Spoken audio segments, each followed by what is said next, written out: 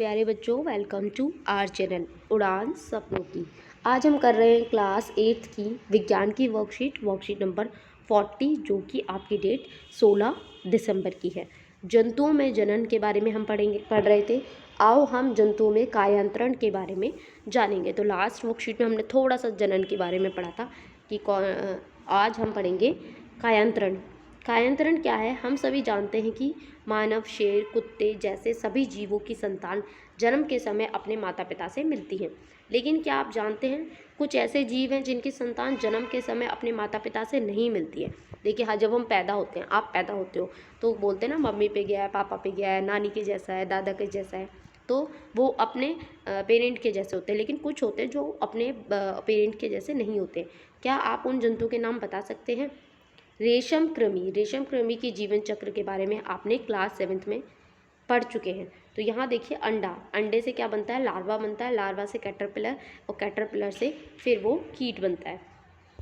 हम देखते हैं कि रेशम के कीड़े का कैटरपिलर या प्यूपा वयस्क कीट से बहुत अलग दिखता है। तो ये जो कीट है, ये इसके प्यूपा से बिल्कुल अलग दिखता है। यहाँ वयस्क में पाए जाने वाले लक्षण नवजात में नहीं पाए जाते। मेंढक इस प्रकार के जंतुओं में से एक और उदाहरण है।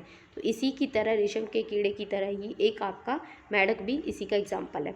तो मेंढक में क्या होता है? अंडा है, अंडे से लार्वा बना, टेडपोल भी बोलते हैं, फिर वयस्क बन गया। तो यहाँ देखिए, अंडा बन गया, फिर ये टेडपोल है, उसके बाद फिर दूसरा बाद का टेडपोल है, थोड़ा बड़ा हुआ, फिर वयस्क बन गया। मेंढक के अंडे से लार्वा बनता है, जिसे हम टेडपोल कहते हैं। टेडपोल में मछलियों की तरह पूंछ और पंख होते हैं। वह मछलियों की तरह पानी में तैरते हैं। एक वयस्क मेंढक की पूंछ और पंख गायब हो जाते हैं। देखो, यहाँ तो पूंछ और पंख नजर आ रहे हैं, यहाँ नहीं है, और वह कूदने और तैरने में सक्षम हो जाता है। अतः हम कह सकते हैं कि लार्वा का कुछ उग्र परिवर्तन द्वारा वयस्क जंतु में बदलने की प्रक्रिया को कायांतरण कहलाती है। जैसे जैसे हम बड़े होते हैं, हमने अपने शरीर में किस प्रकार के परिवर्तन देखते हैं। अब देखो बेटा, जब हम बड़े होते हैं तो आपने देखा बॉडी में कुछ चेंजेस होते हैं। क्या आपको लगता है कि हमारा भी कायांतरण होता है? क्या हमारा कायांतरण होता है? देखिए, जब हम पैदा होते हैं तो हमारे हाथ, पैर, आँख, नाक सब होते हैं। तो बड़े होकर भी वही होते हैं, बस उनका क्या होता है? साइज़ बढ़ता है। निश्चित रूप से नहीं, क्योंकि मनुष्य में जन्म के समय से ही नवजात शिशु में वयस्क के समान शारीरिक अंग मौजूद होते हैं। तो हमारी बॉडी में कायांतरण नहीं होता है। कायांतरण का मतलब हो गया नए अंग बनना, ठीक है, जो पहले नहीं थे, बाद में हो गए।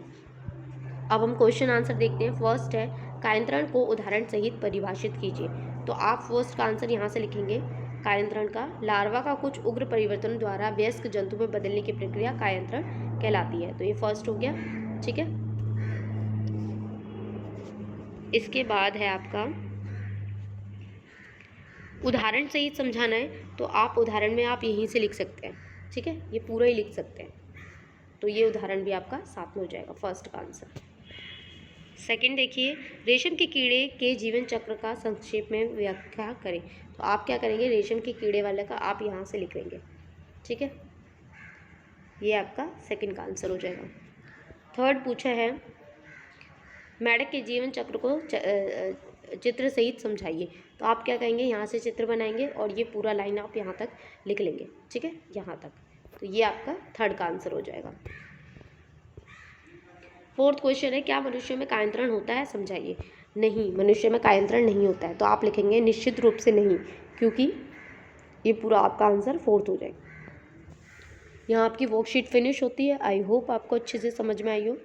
तो चैनल को लाइक ज़रूर करें, सब्सक्राइब करें, कमेंट करें और अपने फ्रेंड्स के साथ शेयर ज़रूर करें।